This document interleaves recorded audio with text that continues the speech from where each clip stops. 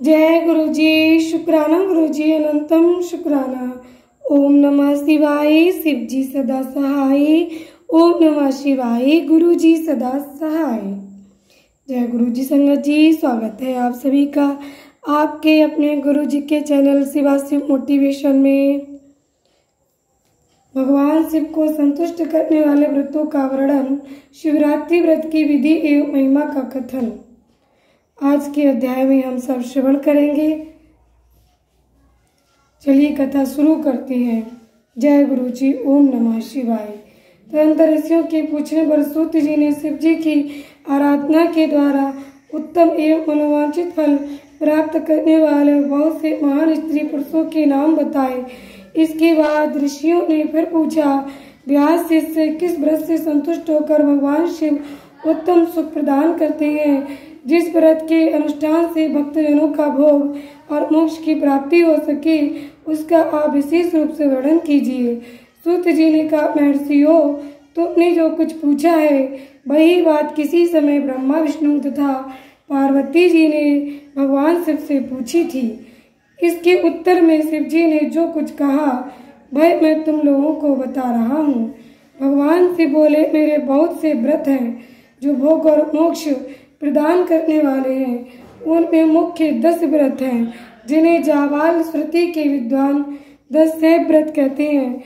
द्विजों को सदा यत्न पूर्वक इन व्रतों का पालन करना चाहिए। हरे, प्रत्येक अष्टमी को केवल रात में ही भोजन करे। विशेषतः कृष्ण पक्ष की अष्टमी को भोजन का सर्वथा त्याग कर दे। शुक्ल पक्ष की एकादशी को भी भोजन छोड़ दे, किंतु कृष्ण पक्ष की एकादशी को रात में मेरा पूजन करने के पश्चात भोजन किया जा सकता है।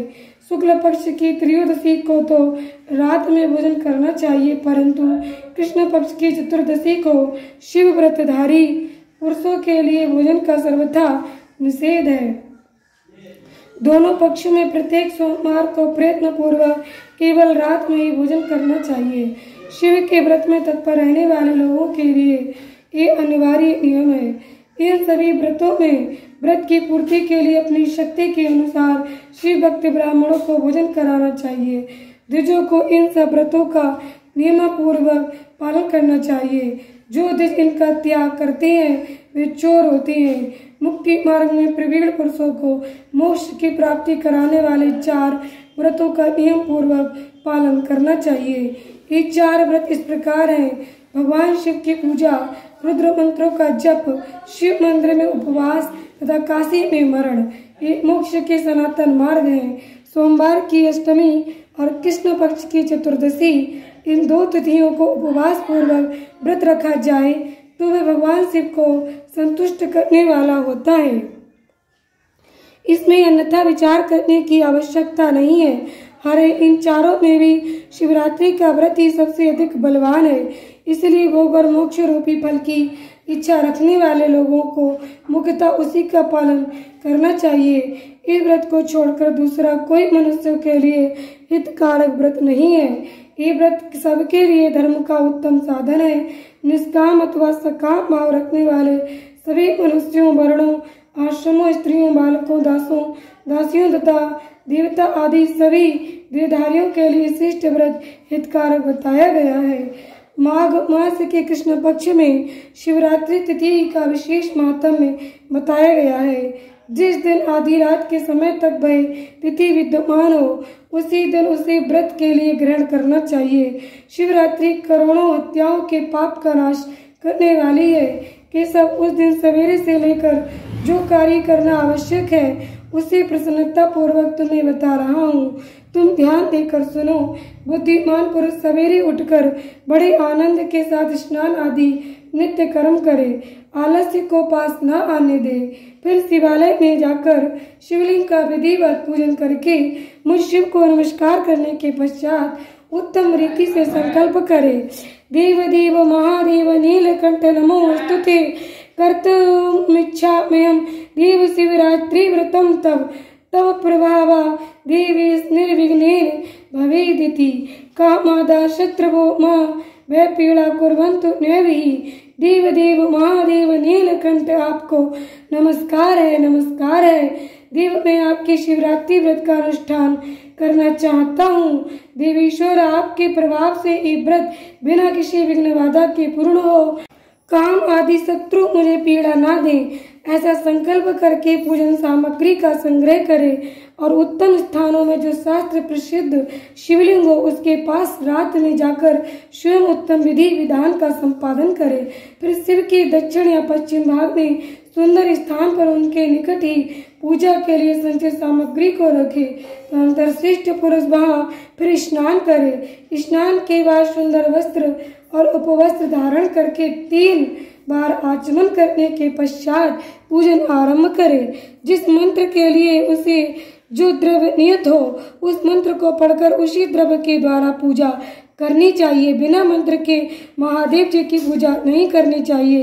गीत वाद नृत्य आदि के साथ भक्ति भाव से संपन्न हो रात्रि के प्रथम पहर में पूजन करके विद्वान पुरुष मंत्र का जप करे।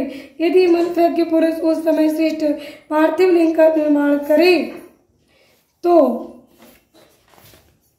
नित्य कर्म करने के पश्चात पार्थिव लिंग का ही पूजन करे। पहले पार्थिव बनाकर पीछे उसकी विधिवत स्थापना करे। फिर पूजन के पश्चात नाना प्रकार के स्तोत्रों द्वारा भगवान वृषभध्वज को संतुष्ट करे। बुद्धिमान पुरुष को चाहिए कि उस समय शिवरात्रि व्रत के माहात्म्य का पाठ करे। श्रेष्ठ भक्त अपनी व्रत की पूर्ति के लिए उस माहात्म्य को श्रद्धा पूर्वक सुने। रात्रि के चारों पहरों में 4 पार्थिव लिंगों का निर्माण करके आवाहन से लेकर विसर्जन तक क्रमशः उनकी पूजा करे और बड़े उत्सव के साथ प्रसन्नता पूर्वक जागरण करे। प्रातः काल स्नान करके पुनः वहां पार्थिव शिव का स्थापन और पूजन करे। इस तरह व्रत को पूरा करके हाथ जोड़ मस्तक झुकाकर बारंबार नमस्कार पूर्वक भगवान शंभु से इस प्रकार प्रार्थना करे। नियमो यो महादेव कृतस्यैव द्वैदाज्ञा विसर्जते मया स्वामिन् व्रतं जात मनोत्तमम् वीर्ताननेन देवी यथा शक्ति कृतेन च संतुष्टो भव सर्वार्थ कृपा कुरु ममोपरि। प्रार्थना एवं विसर्जन। महादेव आपकी आज्ञा से मैंने जो व्रत ग्रहण किया था स्वामिन वह परम उत्तम व्रत पूर्ण हो गया, अतः अब उसका विसर्जन करता हूँ। देवीश्वर सर्व यथाशक्ति किए गए इस व्रत से आप आज मुझ पर कृपा करके संतुष्ट हो। जय गुरु जी। शुक्राना गुरु जी, अनंतम शुक्राना। संगत जी आज की कथा को यहीं पर विराम करते हैं। आगे की कथा श्रवण करेंगे अगली वीडियो में। आप और आपके परिवार पर उमा महेश्वर शिव शक्ति हमारे महाशिव कृपा की अनन्य कृपा बनी रहे। सदा आपके बच्चे स्वस्थ सुखी समृद्ध रहें। आपके घर में नन्ही किलकारियां गूंजती रहें। आपका घर हरा भरा रहे। सभी आपस में मिलजुल कर रहें।